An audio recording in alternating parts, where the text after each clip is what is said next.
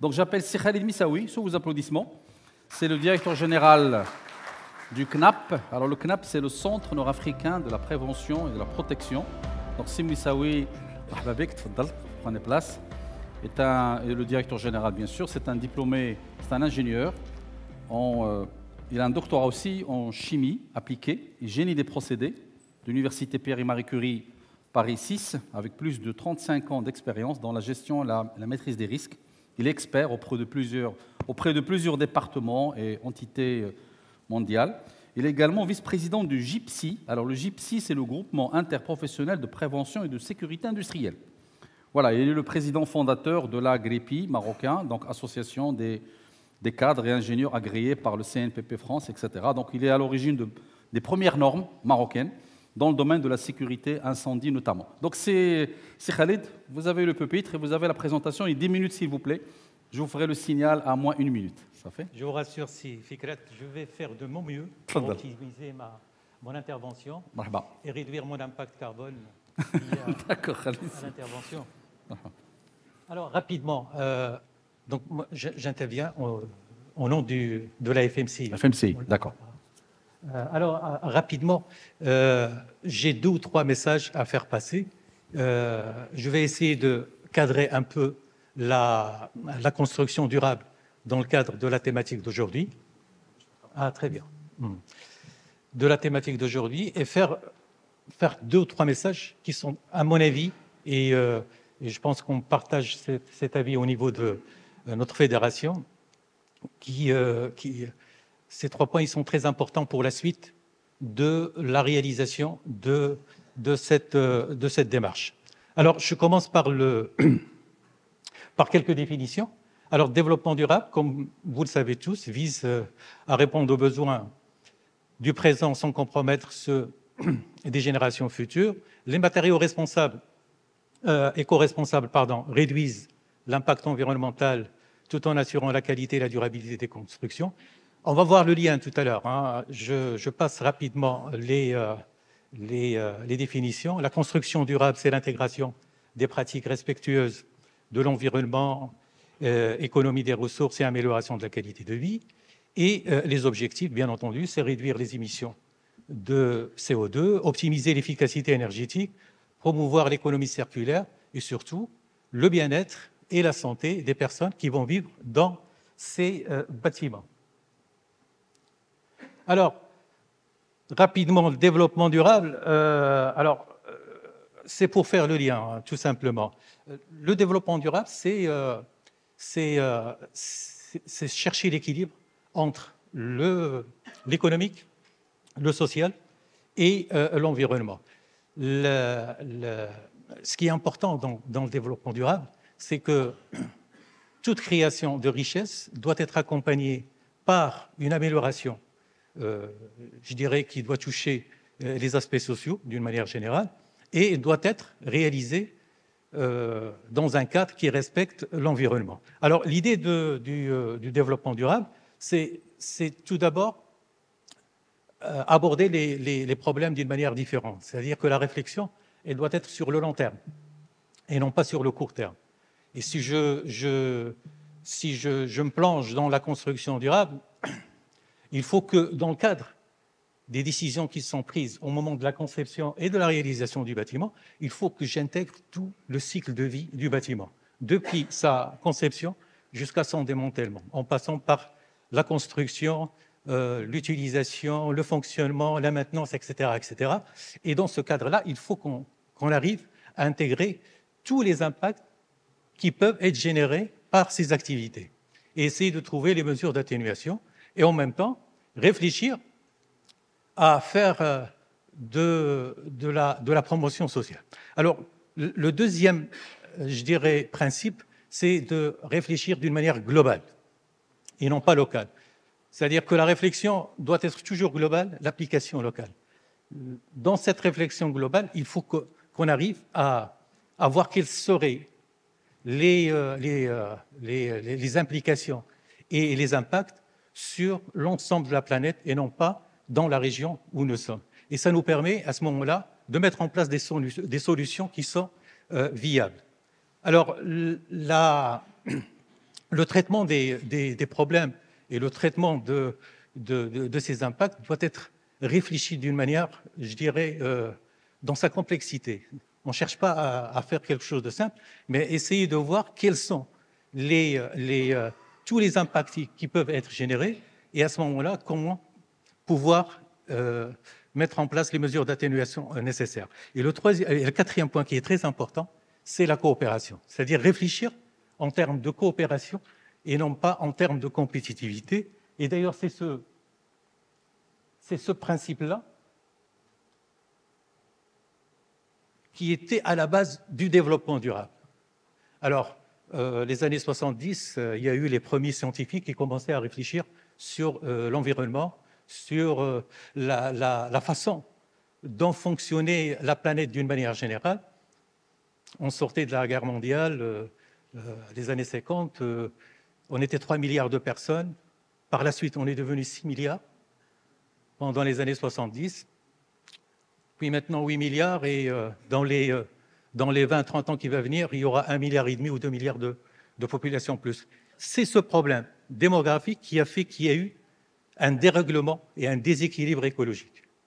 Et pour répondre à ce développement classique qui faisait qu'on produisait, on créait de la richesse, mais on polluait en parallèle. Donc la sonnette d'alarme a été faite en 1970 pour dire attention, avoir un environnement dégradé avec une économie dégradée, c'est un jeu à somme nulle. Avoir une économie dégradée avec un environnement dégradé, avec une économie sous-développée, là aussi, c'est pas bon.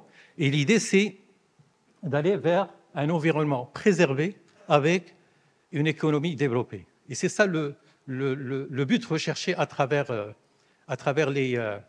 le développement durable. Et on verra que dans les normes qui existent actuellement en matière et les labels qui existent, on verra tout à l'heure la démarche HQE, elle est basée sur ces 3 éléments, à savoir le développement économique qui doit être accompagné par un développement social et avec une protection de l'environnement.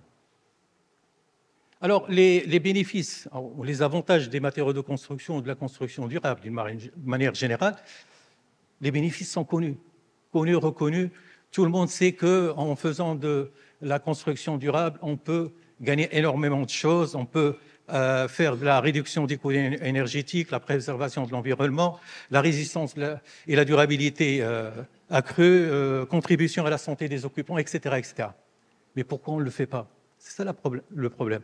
Et c'est pour ça qu'on souhaite faire passer un message dans lequel, on le verra tout à l'heure, c'est jouer collectif. Ça, c'est la chose la plus importante et primordiale pour réussir cette démarche et réussir cette transition. Alors, si parmi les leviers, bien entendu, il y a la labellisation et la certification. Donc, je donnerai tout à l'heure l'exemple de la démarche HQE, l'économie circulaire, l'efficacité énergétique, la gestion de l'eau, choix des matériaux, etc., etc.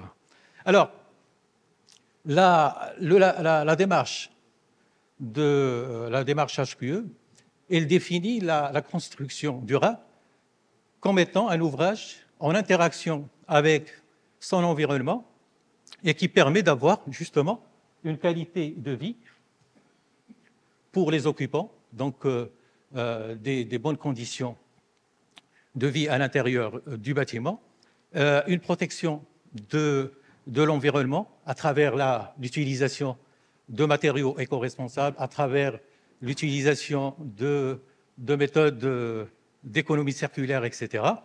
Et il y a également le troisième aspect qui est l'aspect économique. Donc, performance économique à travers la performance énergétique et à travers la durabilité du bâtiment. Bien entendu, il y a une partie qui est liée au management du projet avec le pilotage, l'amélioration continue, etc., etc. Alors, en termes d'économie circulaire, tout à l'heure, il y aura Sahibi du LP2E qui va vous en parler en long et en large. Alors moi, j'aimerais insister sur 2 ou 3 points très importants. Alors, l'économie circulaire, la plupart des gens la traduisent par la valorisation et le recyclage. Alors qu'il y a d'autres points qui sont très importants au niveau de cette économie circulaire. Alors, je dirais le point le plus important, c'est la fonctionnalité ou le renforcement de l'usage. Je prends un exemple. En termes de mobilité, je vous dis que, par exemple, Blablacar, l'application Blablacar, c'est de l'économie circulaire parce qu'il permet le renforcement de l'usage. Au lieu qu'il y ait une personne qui part tout seul en voiture, ben, il y aura 4 personnes qui vont partir dans la même voiture. Je prends par exemple des choses que vous connaissez très bien, Airbnb. C'est de l'économie circulaire. Et le plus important dans cette application, c'est le renforcement de l'usage habitation. Il y a beaucoup d'habitations qui ne sont pas utilisées pendant l'année. Donc, ça permet de les utiliser et de renforcer l'usage. Et les exemples, je prends par exemple pour les transporteurs. Les gens, les producteurs de pneus, ils vendent ces pneus pour ces entreprises. Ben maintenant, en Europe, ils vendent le kilomètre, c'est-à-dire l'usage et non pas le produit lui-même. Et ça, c'est des choses qu'on devrait développer chez nous. Alors, le deuxième point qui est très important dans l'économie, c'est la mutualisation. Là aussi, il y a des choses qui sont très intéressantes et ça fait partie de notre culture qui vont nous permettre de mettre en place des plateformes, des services mutualisés qui permettent de réduire la consommation des ressources et réduire les coûts pour les entreprises. Dernier slide, peut-être? Le dernier. OK. Alors, comme je l'ai dit tout à l'heure, l'acte de bâtir, il fait intervenir beaucoup de corps de métier, il fait intervenir beaucoup d'acteurs. Donc, il y a les pouvoirs publics, il y a les collectivités, il y a les maîtres d'ouvrage, il y a les architectes, les ingénieurs, etc.